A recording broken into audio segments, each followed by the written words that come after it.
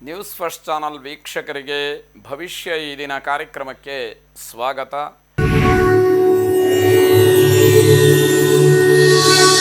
ಮೊದಲು ಮೇಷರಾಶಿ.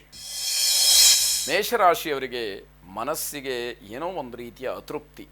ಎಲ್ಲವೂ ಇದೆ, ಎಲ್ಲವೂ ಆಗ್ತಾ ಇದೆ, ಎಲ್ಲ ಬರ್ತಾ ಇದೆ, ಆದರೆ ಮನಸ್ಸಿಗೆ ಯಾಕೋ ತೃಪ್ತಿ ಸಿಗ್ತಾ ಇಲ್ಲ. ಅತೃಪ್ತಿರೇವ ದಾರಿದ್ರ್ಯಂ ಅನ್ನುವಂತಹ ಮಾತನ್ನು ಮತ್ತೆ ಮತ್ತೆ ಜ್ಞಾಪಿಸ್ಕೊಳ್ಬೇಕಾಗತ್ತೆ. ನಮಗೆ ಯಾವುದು ತೃಪ್ತಿಯನ್ನು ಕೊಡೋದಿಲ್ವೋ ಅದೇ ದಾರಿದ್ರ್ಯತನ ಅಂತ ಹೇಳಿ ಹಿರಿಯವರು ಹೇಳ್ತಾರೆ. ಅನಗತ್ಯವಾದಂತಹ ದೂರದ ಪ್ರಯಾಣ ನಿಮಗೆ ಒದಗಿ ಬರಬಹುದು, ಆದರೆ ಮನಸ್ಸಿರುತ್ತೋ ಇಲ್ಲವೋ ಗೊತ್ತಿಲ್ಲ, ಅನಿವಾರ್ಯ ಅನ್ನುವಂಥದ್ದು ಮಾತ್ರ ಅಲ್ಲಿ ಕಾಣುವಂಥದ್ದು. ಉದ್ಯೋಗದ ದೃಷ್ಟಿಯಿಂದ ತಂತ್ರಗಾರಿಕೆಯನ್ನು ಬದಲಾಯಿಸಬೇಕು ಅನ್ನುವಂತಹದ್ದಕ್ಕೆ ಮೊರೆ ಹೋಗ್ತೀರಿ. ಇಲ್ಲದೇ ಇದ್ದರೆ ನಾವು ಇದರಲ್ಲಿ ಉದ್ಧಾರ ಆಗೋದು ಕಷ್ಟ ಅನ್ನುವಂತಹ ಭಾವನೆ ನಿಮಗೆ ಬರುತ್ತೆ. ದುಬಾರಿ ವಸ್ತುಗಳ ಬಗ್ಗೆ ವಿಚಾರ ಮಾಡ್ತೀರಿ, ಆದರೆ ಅದು ಸಾಧ್ಯವಾ ಖರೀದಿ ಮಾಡೋದಕ್ಕೆ ಇಲ್ಲವೋ ಅದು ಗೊತ್ತಿಲ್ಲ, ಆದರೆ ವಿಚಾರ ಅಂತೂ ಮಾಡುವಂಥದ್ದು. ಕಾಲಾಹರಣವನ್ನು ಮಾಡ್ತೀರಿ, ಆದರೆ ಬದಲಾವಣೆ ಆಗಲಿ ಬೆಳವಣಿಗೆ ಆಗಲಿ ಯಾವುದೂ ಕೂಡ ಇಲ್ಲದೇ ಇರತಕ್ಕಂಥದ್ದು.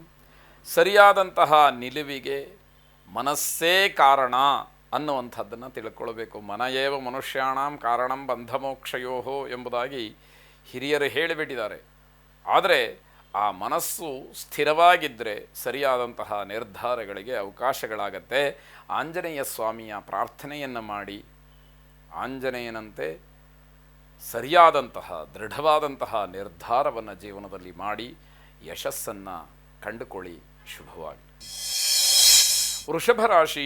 ಎಲ್ಲ ಕೆಲಸದಲ್ಲೂ ಕೂಡ ನಿಮ್ಮದೇ ಆದಂತಹ ಶಕ್ತಿ ಸಾಮರ್ಥ್ಯ ಎಲ್ಲವನ್ನೂ ಕೂಡ ಹೊಂದಿರ್ತೀರಿ, ಆದರೆ ಜನ ಅದನ್ನು ಗುರುತಿಸ್ತಿರ್ತಾರೆ, ಆದರೆ ನಿಮಗೆ ನಿಮ್ಮ ಶಕ್ತಿ ಸಾಮರ್ಥ್ಯದ ಬಗ್ಗೆ ಅರಿವೇ ಇರೋದಿಲ್ಲ.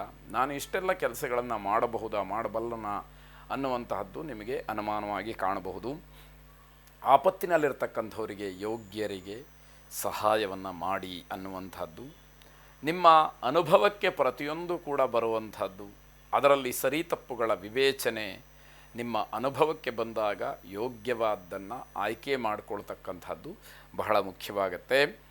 ಅಪರಿಚಿತರಿಂದ ಹಲ್ಲೆಯಾಗಬಹುದು, ಸೂಕ್ಷ್ಮ.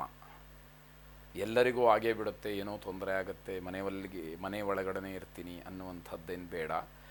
ಆದರೆ ಗ್ರಹಗತಿಗಳು ಚೆನ್ನಾಗಿಲ್ಲ ಅಂತಾದಾಗ ಕೆಲವು ಘಟನೆಗಳು ನಡೆಯುವಂಥದ್ದು ಸಹಜ. ನೀವು ಯಾರು ಅಂತ ಹೇಳ್ಕೊಳ್ಳೋದಕ್ಕೆ ಅವಕಾಶಗಳೇ ಇರೋದಿಲ್ಲ. ಹಾಗೆಲ್ಲ ಒಂದಷ್ಟು ಸಮಸ್ಯೆಗಳು ಆಗಬಹುದು. ಮೃತ್ಯುಂಜಯನನ್ನು ಪ್ರಾರ್ಥನೆ ಮಾಡಿ. ಮೃತ್ಯುಂಜಯಾಯ ರುದ್ರಾಯ ನೀಲಕಂಠಾಯ ಶಂಭವೇ ಅಮೃತೇಶಾಯ ಶರ್ವಾಯ ಮಹಾದೇವಾಯ ತೇ ನಮಃ ಎಂಬುದಾಗಿ 11 ಸಲ ಪ್ರಾರ್ಥನೆ ಮಾಡಿ ಆ ಪರಮೇಶ್ವರನ ಅನುಗ್ರಹ ನಿಮಗಾಗಲಿ.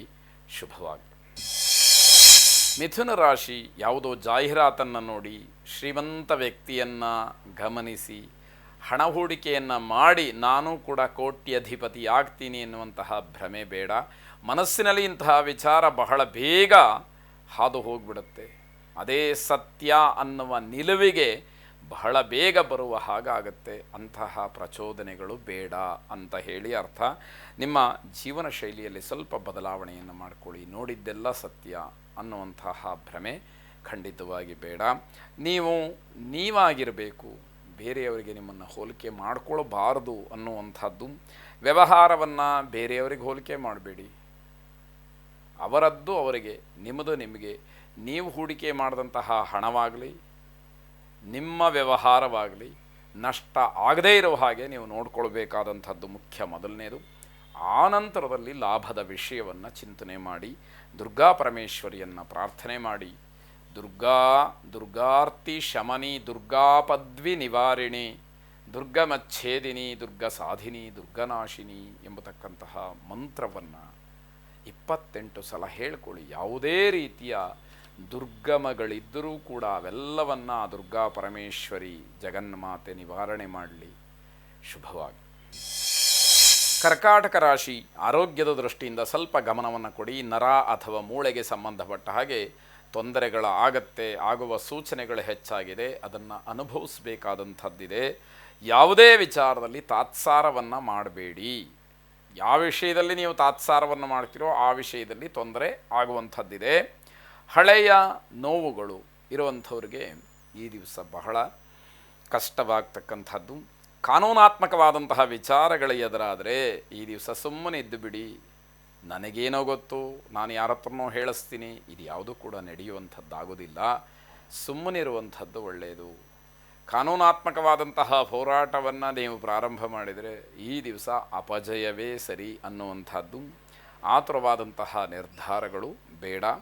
ಏನಾದರೂ ಖರೀದಿಯನ್ನು ಮಾಡ್ತಕ್ಕಂತಹ ಇಚ್ಛೆ ಇದ್ದರೆ ನಿಮ್ಮ ಜೊತೆಯಲ್ಲಿ ಅನುಭವಿಗಳನ್ನು ಕರ್ಕೊಂಡು ಹೋಗಿ, ಇಲ್ಲದೇ ಇದ್ದರೆ ಮೋಸಕ್ಕೊಳಗಾಗ್ತೀರಿ ಅನ್ನುವಂಥದ್ದು.